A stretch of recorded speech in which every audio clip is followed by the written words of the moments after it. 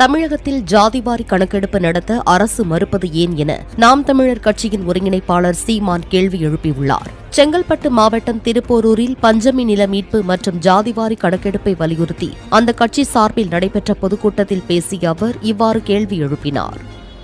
சாதிவாரி உன்னால் கணக்கெடுக்க முடியாது, ஆனால் வீடு வாரியா ஓட்டு எவ்வளவு எண்ணி நோட்டுக்கு கொடுக்க உனக்கு எப்படி முடியுது?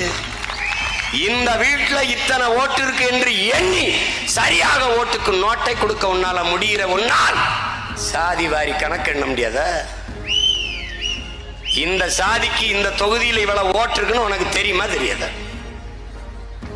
தெரிஞ்சுதானே வேட்பாளர் நிறுத்துற? எடுக்க முடியுமா முடியாத? எடுக்க மாட்டார்கள். உச்ச நீதிமன்றமே சொல்கிறது சாதிவாரி கணக்கெடுப்பை மாநில அரசுகளை எடுத்துக்கொள்ளலாம் என்று. அதையும் மீறி இவர்கள் எடுக்க மாட்டார்கள். இந்திய ஒன்றிய அரசு தான் எடுக்க வேண்டும் என்று சொல்வார்கள்.